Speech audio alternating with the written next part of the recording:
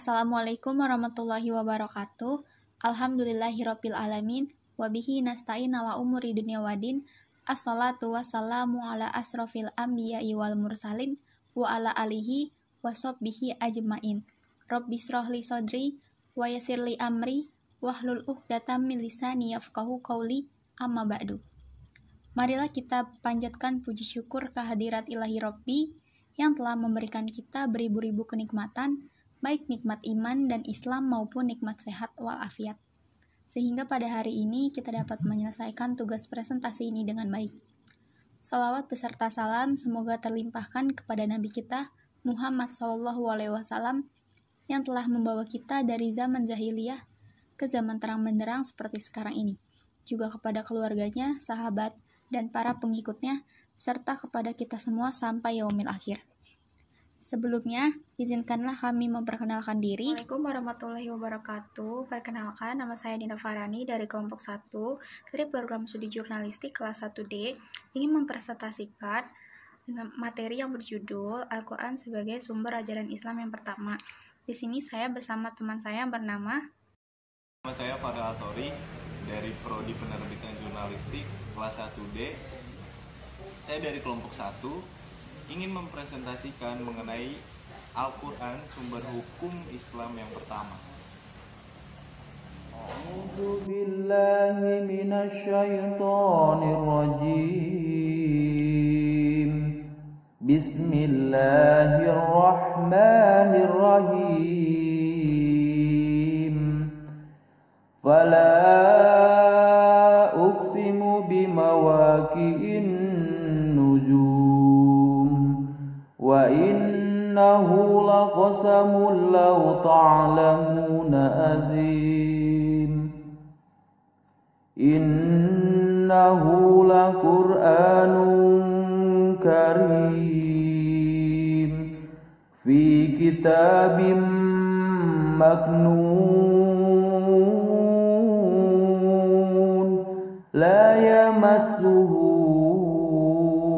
illal mutahharun tanzilum mir rabbil alamin.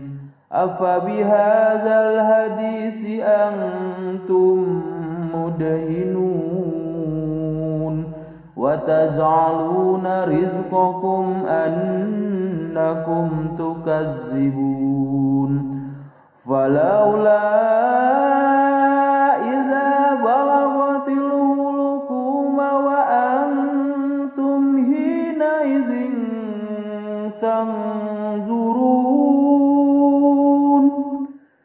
wa nahnu aqrabu ilaihi minkum walakin la tubsirun. Falaula in kuntum ghayra madinin tarji'una in kuntum shadiqin. Fa amma in kana minal muqarrabin farauhu wa raihanun wa jannatu na'im. Wa amma in kana min ashabil yamin fasalamun laka min ashabil yamin. Wa amma in kana minal mukazzibin az-zallin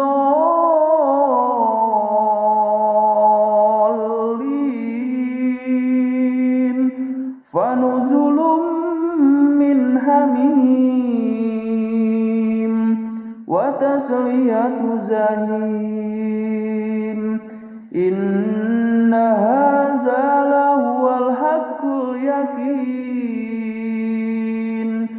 Fasabbih bismi rabbikal azim.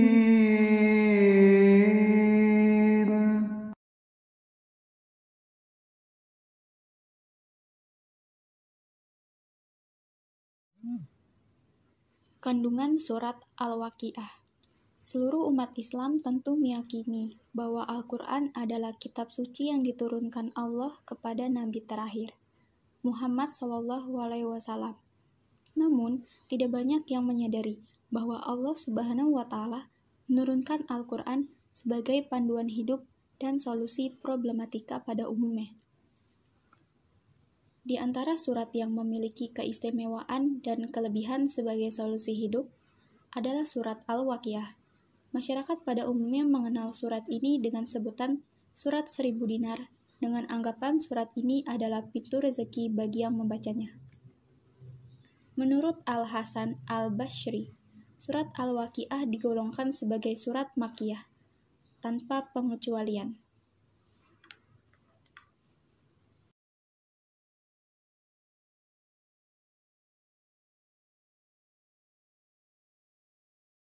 Sumber ajaran Islam adalah segala sesuatu yang melahirkan atau menimbulkan aturan yang mempunyai kekuatan yang bersifat mengikat, yang apabila dilanggar akan menimbulkan sanksi yang tegas dan nyata. Dengan demikian, sumber ajaran Islam ialah segala sesuatu yang dijadikan dasar, acuan, atau pedoman syariat Islam.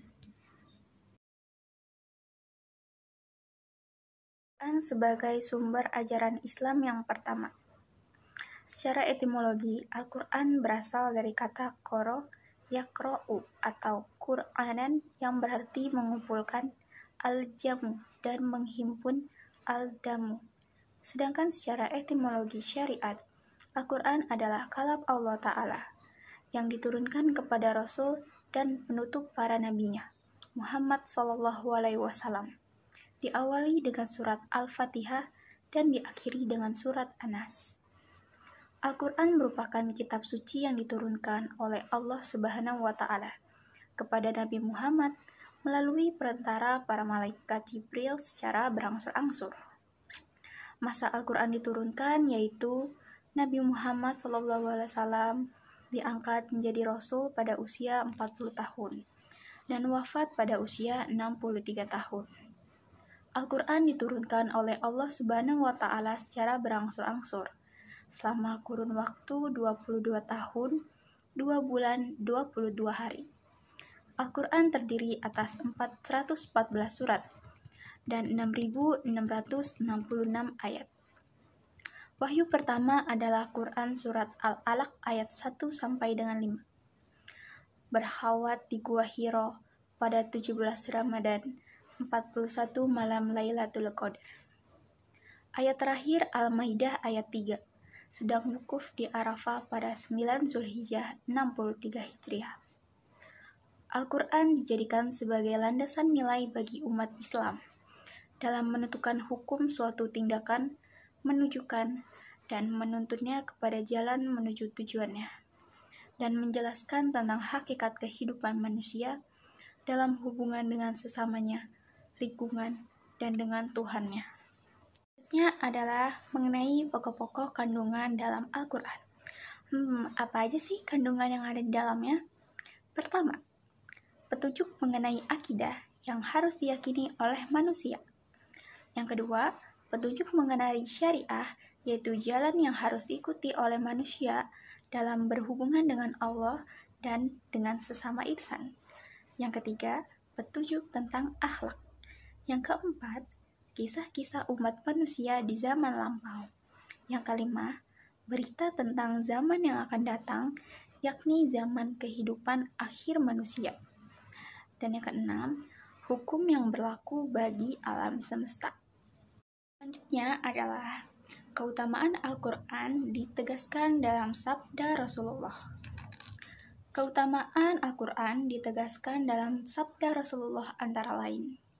Yang pertama, sebaik-baiknya orang di antara kamu ialah yang mempelajari Al-Quran dan mengajarkannya.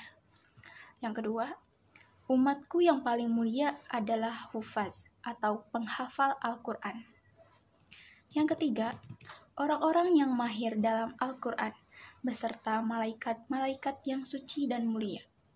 Sedangkan orang yang membaca Al-Quran dan kurang fasih lidahnya, berat dan sulit membetulkannya, maka baginya mendapatkan 2 pahala.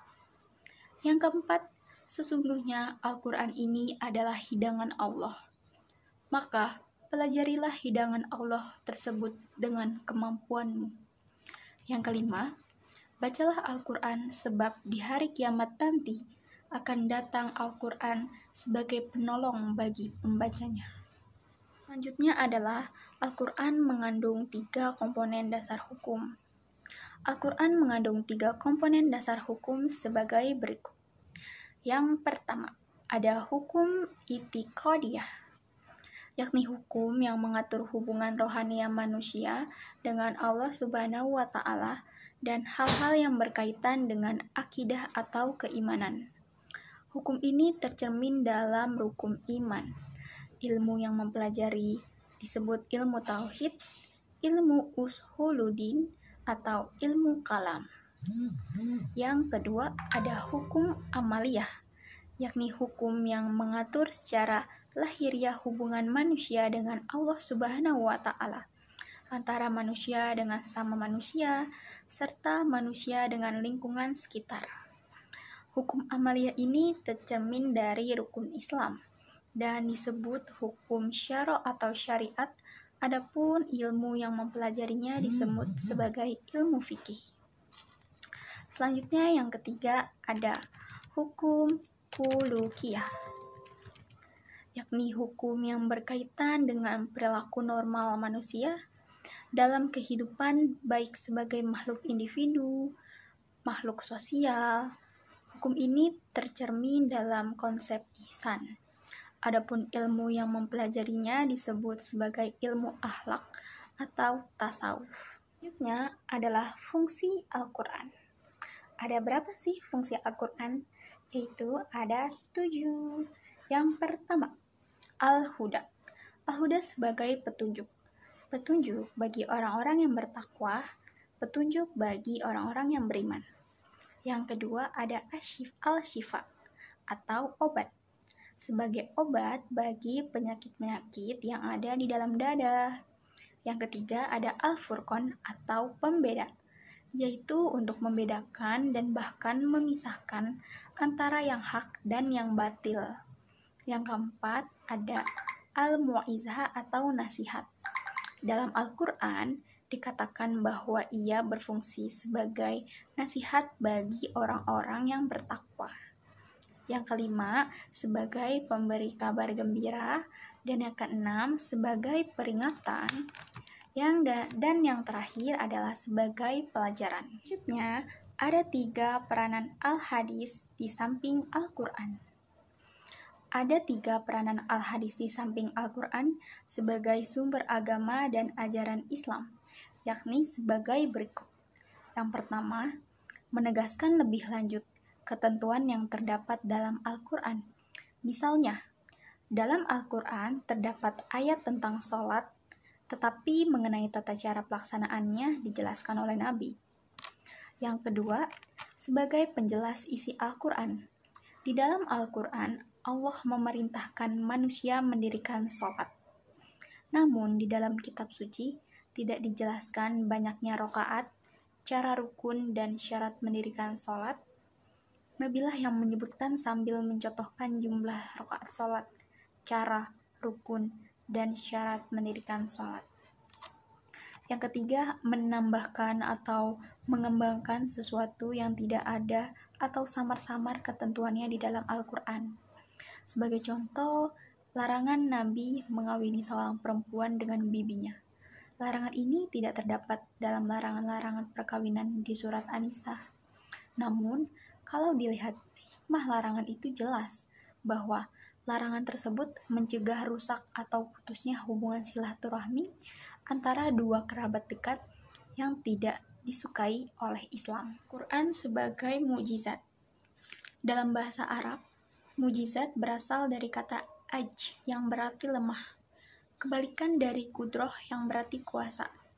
Sedangkan ijaz berarti membuktikan kelemahan. Mukjiz adalah sesuatu yang melemahkan atau membuat orang lain menjadi lemah tidak berdaya. Setiap mukjizat biasanya turun untuk memberikan tanggapan bagi situasi pada zaman itu. Ketika pada zaman Nabi Musa, para tukang sihir sangat berkuasa, dan mereka mencapai puncak kemampuannya dalam ilmu sihir. Nabi Musa datang dengan membawa mukjizat yang mampu melumpuhkan tipu daya para tukang sihir tersebut. Bukankah mukjizat berarti yang melumpuhkan atau yang membuat lemah? Rasulullah Shallallahu Alaihi Wasallam pun hadir pada suatu zaman ketika sastra Arab menjadi puncak ketinggiannya. Beliau datang dengan Al-Quran yang memiliki gaya bahasa tingkat tinggi, yang mampu melumpuhkan seluruh penyair yang ada pada zaman itu. Selain keindahan gaya bahasanya, ada petunjuk-petunjuk sangat jelas lainnya yang memperlihatkan bahwa Al-Quran datang dari Allah Subhanahu wa Ta'ala. Dengan segala kemukjizatannya, ayat-ayat yang berhubungan dengan ilmu pengetahuan misalnya, dapat meyakini setiap orang yang mau berpikir bahwa Al-Quran adalah firman-firman Allah Subhanahu wa Ta'ala. Tidak mungkin ciptaan manusia, apalagi ciptaan Nabi Muhammad SAW yang ummi, yang hidup pada awal abad ke-6 Masehi. Ada pula ayat-ayat yang berhubungan dengan sejarah seperti tentang kekuasaan di Mesir, negeri Saba, Samud, Aad, Nabi Adam, Nabi Yusuf, Nabi Daud, Nabi Sulaiman, Nabi Musa, dan sebagainya. Ayat-ayat ini dapat memberikan keyakinan kepada kita bahwa Al-Quran adalah wahyu Allah, bukan ciptaan manusia. Ayat-ayat yang berhubungan dengan ramalan-ramalan khusus yang kemudian dibuktikan oleh sejarah, seperti tentang bangsa Romawi, berpecah belah Kristen, dan lain-lain juga menjadi bukti lagi kepada kita bahwa Al-Quran adalah wahyu Allah Subhanahu wa Ta'ala yang disampaikan melalui lisan untuk utusannya. Kalian jangan bosan ya, tetap simak video ini sampai habis. Nah, selanjutnya ada Al-Quran sebagai pedoman hidup. Sebagai pedoman hidup, Al-Quran banyak mengemukakan pokok-pokok serta prinsip-prinsip umum pengaturan hidup dalam hubungan antara manusia dengan Allah dan makhluk lainnya. Di dalamnya terdapat peraturan-peraturan seperti beribadah langsung kepada Allah Subhanahu wa Ta'ala, berkeluarga, bermasyarakat, berdagang, utang piutang, kewarisan, pendidikan, penjaraan, pidana, dan aspek-aspek kehidupan lainnya yang oleh Allah Subhanahu wa Ta'ala dijamin dapat berlaku dan dapat sesuai pada setiap tempat dan setiap waktu. Setiap muslim diperintahkan untuk melakukan seluruh tata nilai tersebut dalam kehidupannya. Sikap memilih sebagian dan menolak sebagian tata nilai itu dipandang Al-Quran sebagai bentuk pelanggaran dan dosa. Melaksanakannya dinilai ibadah, memperjuangkannya dinilai sebagai perjuangan suci, mati karenanya dinilai sebagai mati syahid, hijrah karena memperjuangkan nilai sebagai pengabdian yang tinggi, dan tidak mau melaksanakannya dinilai sebagai zalim, fasik, dan kafir. Al-Quran sebagai korektor. Sebagai korektor, Al-Quran banyak mengungkapkan persoalan-persoalan yang dibahas oleh kitab-kitab suci sebelumnya, semacam Taurat dan Injil, yang dinilai tidak lagi sesuai dengan ajaran yang telah diturunkan oleh Allah Subhanahu wa Ta'ala. Ketidaksesuaian tersebut menyangkut sejarah orang-orang tertentu, hukum-hukum, prinsip-prinsip ketuhanan, dan sebagainya. Ada beberapa contoh koreksian yang diungkapkan oleh Al-Quran terhadap kitab-kitab terdahulu tersebut. Antara lain, yang pertama ada ajaran Trinitas, yang kedua tentang Nabi Isa, yang ketiga tentang peristiwa penyaliban Nabi Isa, yang keempat tentang Nabi Lut, yang kelima tentang Nabi Harun, dan yang keenam tentang Nabi Sulaiman, dan sebagainya. Metode penafsiran Al-Quran. Terdapat dua bentuk penafsiran, yaitu At-Tafsir bi al-Madsur dan At-Tafsir bi al-Royi. Dengan 4 metode, yaitu yang pertama metode ijmali atau global. Ijmali secara etimologi berarti global, sehingga dapat diartikan tafsir al-ijmali adalah tafsir ayat Al-Quran yang menjelaskan masih bersifat global. Secara terminologis, menurut Al-Farmawi adalah penafsiran Al-Quran berdasarkan urutan-urutan ayat dengan suatu urutan yang ringkas dan dengan bahasa yang sederhana, sehingga dapat dikonsumsi oleh semua kalangan masyarakat, baik yang awam maupun yang intelek. Yang kedua, metode tahlili. Yang kedua adalah metode tahlili. Tahlili adalah akar kata dari halak. Huruf ini terdiri dari huruf ha dan lam, yang berarti membuka sesuatu. Secara terminologi, metode tahlili adalah menafsirkan ayat-ayat Al-Quran dengan memaparkan segala aspek yang terkandung di dalam ayat-ayat yang ditafsirkan dengan menerangkan makna-makna yang tercakup di dalamnya. Sesuai dengan keahlian dan kecenderungan mufasir yang menafsirkan ayat-ayat tersebut.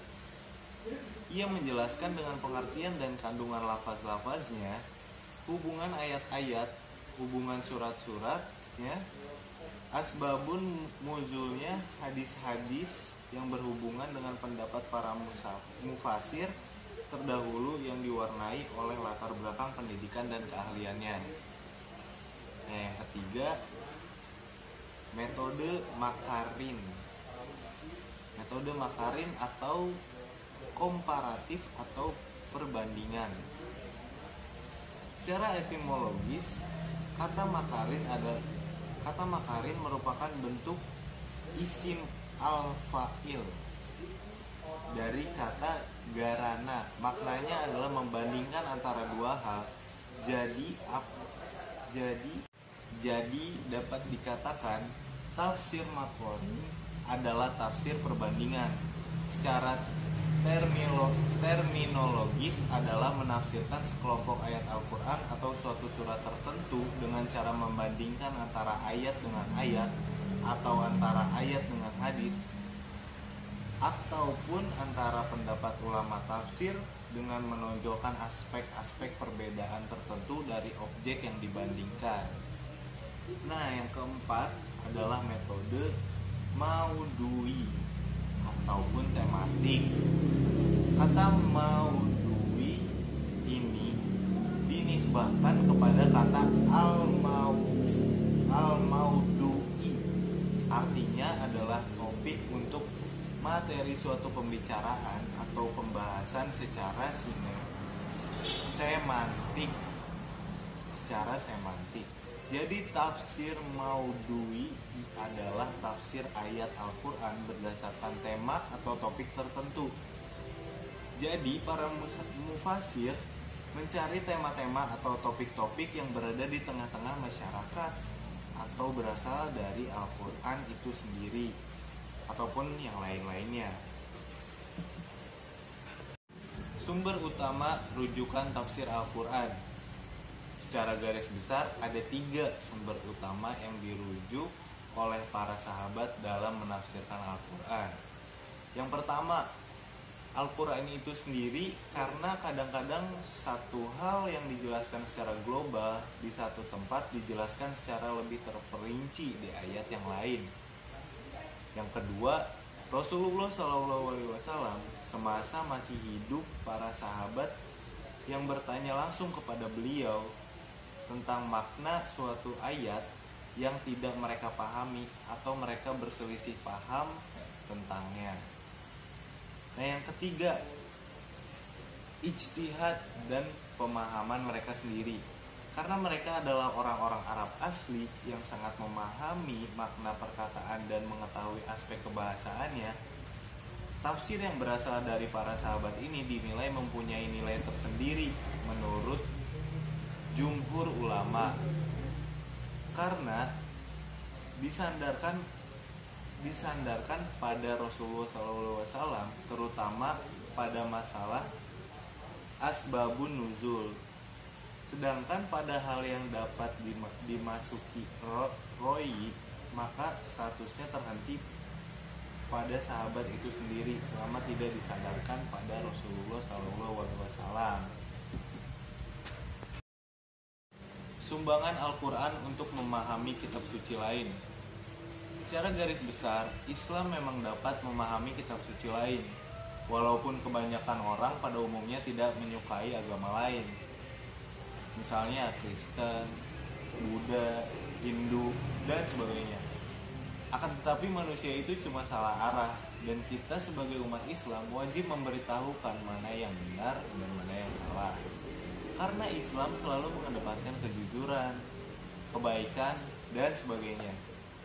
Memang seharusnya tidak perlu mengherankan bahwa Islam selaku agama besar terakhir mengklaim sebagai agama yang memuncaki proses pertumbuhan dan perkembangan agama-agama dalam garis kontinuitas tersebut. Karena itu agama tidak boleh dipaksakan. Bahkan dalam Al-Quran pun mengisyaratkan bahwa para penganut berbagai agama asalkan percaya kepada Tuhan dan hari kemudian serta berbuat baik kepada semua umat, kepada seluruh makhluk di jagat raya ini, maka akan selamat.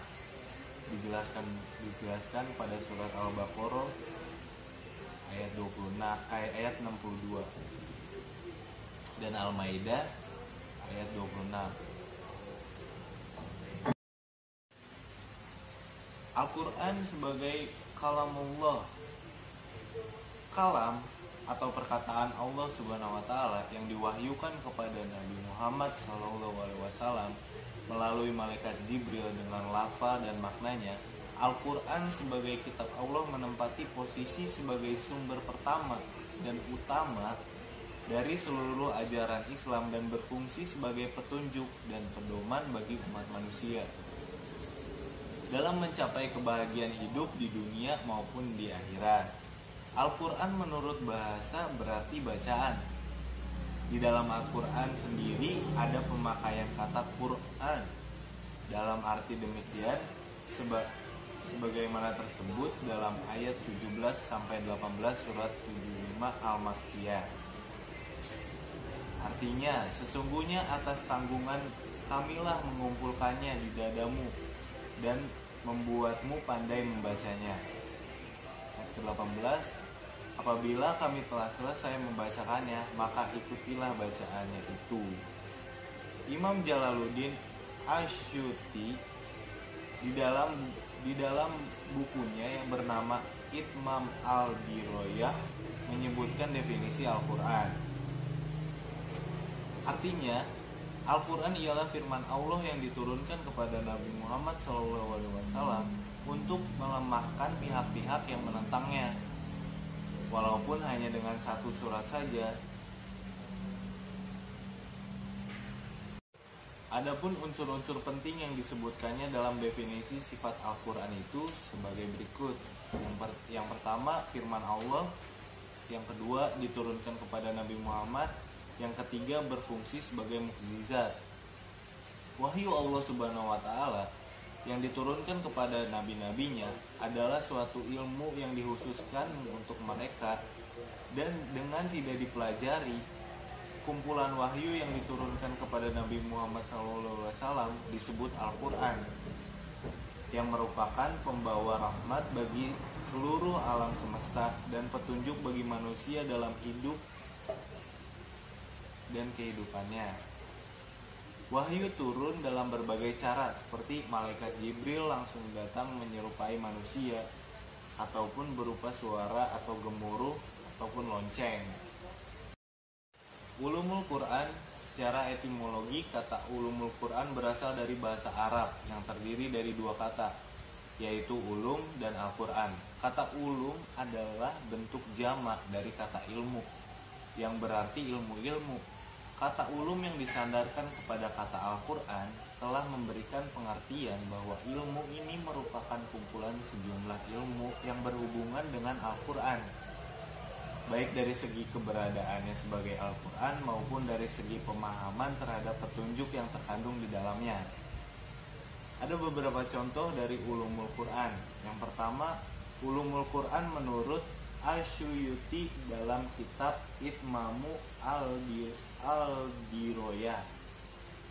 Ilmu yang membahas tentang keadaan Al-Quran dari segi turunnya, sanadnya, adabnya, makna-maknanya, baik yang berhubungan lafaz-lafaznya maupun yang berhubungan dengan hukum-hukumnya dan sebagainya. Ulumul Quran merupakan suatu ilmu yang mempunyai ruang lingkup pembahasan yang luas.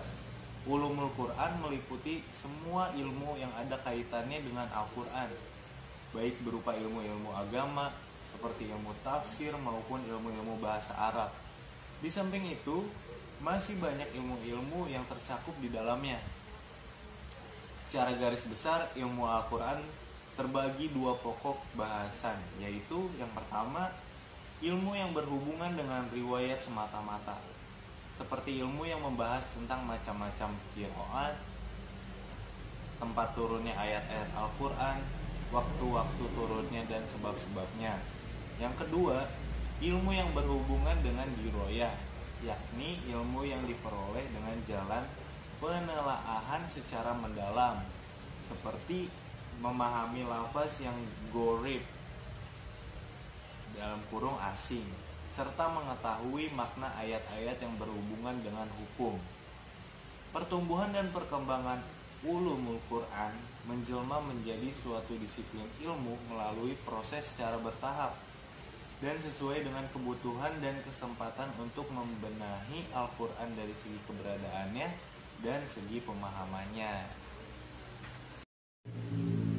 Kesimpulan dari uraian di atas dapat kami ambil sebuah kesimpulan, yaitu sebagai berikut. Yang pertama, Al-Quran merupakan salah satu dari 3 sumber hukum ajaran Islam, yakni Al-Quran, As-Sunnah, dan Ijtihad. Yang kedua, fungsi atau peranan Al-Quran yang sangat penting untuk dipahami seorang muslim ada 3, yakni Al-Quran berfungsi sebagai mukjizat bagi Rasulullah SAW. Yang kedua, sebagai pedoman hidup bagi setiap muslim. Dan yang terakhir, sebagai korektor atau penyempurna terhadap kitab-kitab yang pernah Allah Subhanahu wa Ta'ala turunkan sebelumnya. Dan ini bernilai abadi atau berlaku sepanjang zaman. Nah, kesimpulan yang ketiga, ada metode penafsiran Al-Quran secara garis besar dibagi dalam 4 macam metode. Namun hal tersebut tergantung pada sudut pandang tertentu. Metode penafsiran yang pertama, ada metode penafsiran ditinjau dari sumber penafsirannya. Yang kedua, ada metode penafsiran ditinjau dari cara penjelasannya. Yang ketiga, metode penafsiran ditinjau dari keleluasaan penjelasan. Dan yang keempat, metode penafsiran ditinjau dari aspek sasaran dan sistematika ayat-ayat yang ditafsirkan. Kesimpulan yang keempat, Al-Quran merupakan kalamullah, perkataan Allah Subhanahu wa Ta'ala yang diwahyukan kepada Nabi Muhammad SAW melalui malaikat Jibril dengan lafal dan maknanya. Kesimpulan yang kelima, Al-Quran juga menerangkan kandungan kitab-kitab terdahulu serta menyempurnakannya. Yang keenam, ulumul Quran merupakan kumpulan sejumlah ilmu yang berhubungan dengan Al-Quran, baik dari segi keberadaannya sebagai Al-Quran maupun dari segi pemahamannya terhadap petunjuk yang terkandung di dalamnya. Dan kesimpulan yang terakhir, secara garis besar ada 3 sumber utama yang dirujuk oleh para sahabat dalam menafsirkan Al-Quran tersebut. Yang pertama, Al-Quran itu sendiri. Yang kedua, penjelasan Rasulullah langsung. Dan yang ketiga, ijtihad para sahabat. Sekian video dari kelompok 1, presentasi dari kelompok 1. Mohon maaf apabila ada kata-kata yang kurang berkenan dan salah-salah kata. Kurang lebihnya mohon dimaafkan. Terima kasih. Wassalamualaikum warahmatullahi wabarakatuh.